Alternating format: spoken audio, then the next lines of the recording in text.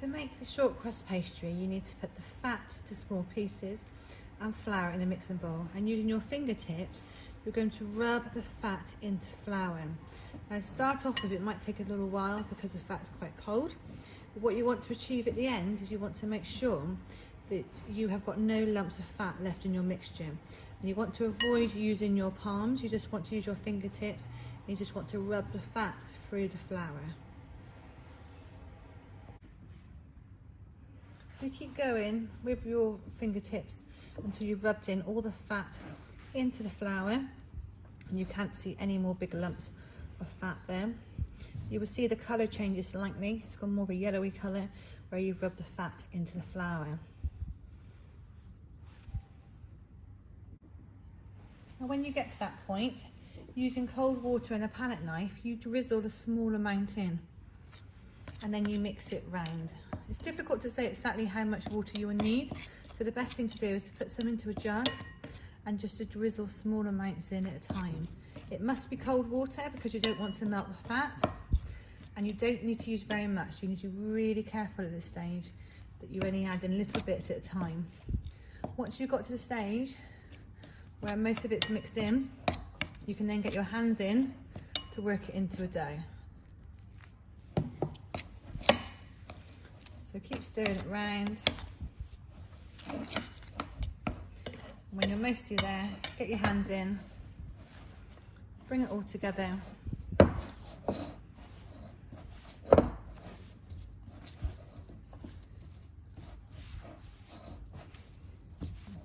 bring it all there until you've got a nice ball of dough. Taking your ball of dough, you're now going to place flour onto the work surface, and you're going to take your dough, roll it in the flour, and taking a rolling pin, we're going to do short light strokes with your dough. So we're going to roll, and then we're going to turn, roll and turn. What we're not doing is turning it and flipping it over. I'm not putting too much pressure on the pastry. I'm going really lightly, and I'm letting the rolling pin do all the work for me. Notice as I'm turning it, I'm able to keep it into that circular shape because I'm actually just doing tiny little turns at a time. If it becomes a bit sticky, then add a little bit more flour on the top. So just gentle rotations. But it's really important that you flour your table, really important that you keep turning the pastry, otherwise you'll roll it all the way out and then you won't be able to pick it up.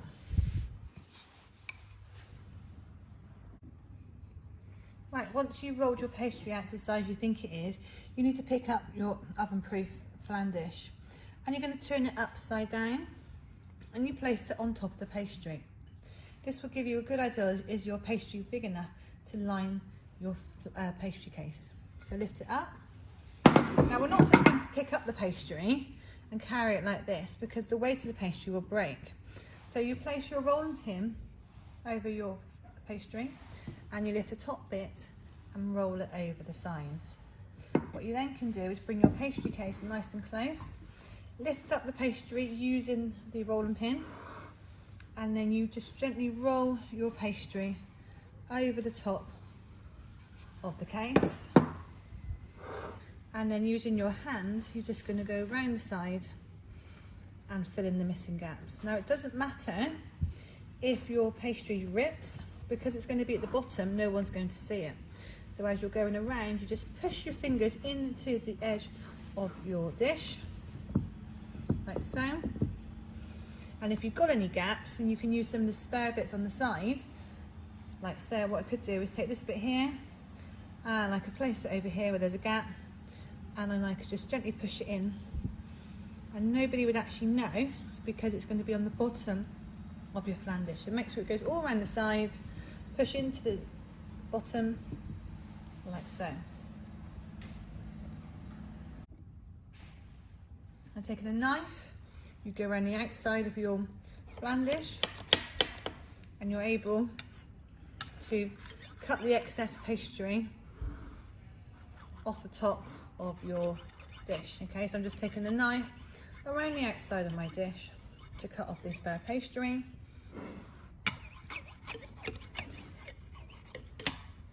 Like so, and then you have a beautifully lined pastry case. Okay, that your pastry fits the size of your container. Trim up anywhere that you need to, like so, and then you're ready for the filling of your quiche. For the filling of your quiche, we need to cook the bacon. Now, I like to cut bacon up with scissors, but it's up to you what you might choose to do. You could use bacon lardons, or you can just bring in some slices of bacon. Notice I've cut the fat off of there because I don't particularly want that in my food. And what I'm going to do is just cut the bacon up into small pieces. Now, we're going to cook the bacon because we want to remove as much fat as possible from the bacon. The reason for that being is it will stop the pastry having a soggy bottom. So we're going to cook the bacon, then we're going to drain it, and we're going to cook the bacon with the onions. So the bacon juices will help to cook the onions and give it a nice flavour.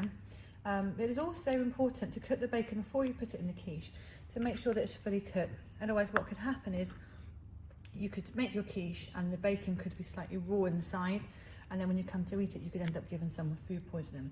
So it's really important when you make quiche, the bacon is cooked first of all. So cut your bacon up into small pieces and then place it into a small bowl.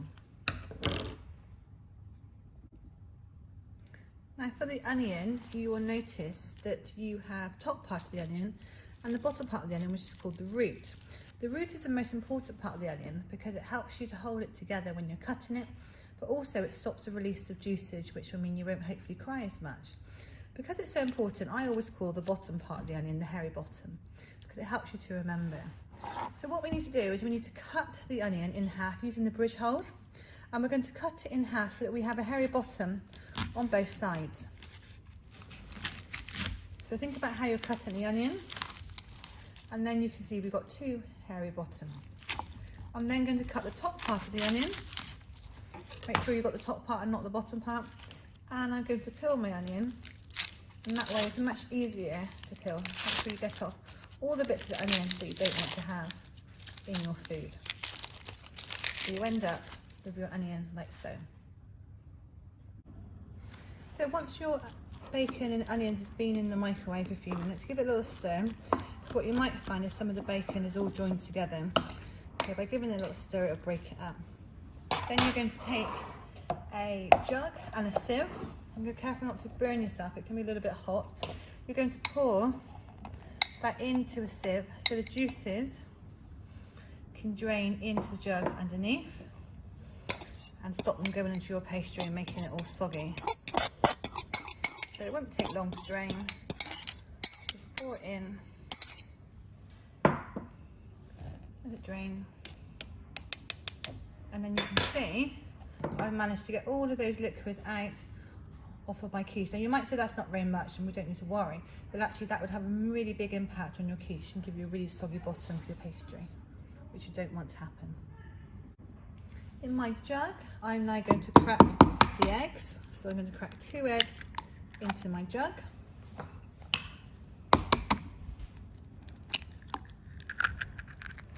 And then taking a fork, I'm going to beat it together, okay, just to break up those eggs.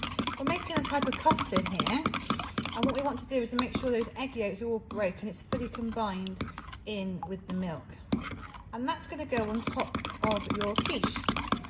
And what will happen is, as it bakes in the oven, the eggs will coagulate, which means they will set all around your filling and form a lovely top layer on your pastry. So it will set and create all the ingredients together to combine them in your pastry, okay, in your quiche. And that term means coagulation, which means egg setting from a liquid to a solid. Now once that's done, check all the way over the bottom. It should have gone more of like a yellowy colour from the eggs mixing in with the milk. Now we're going to pour the egg mixture over your quiche. Make sure it's covering everything, so move your jug around.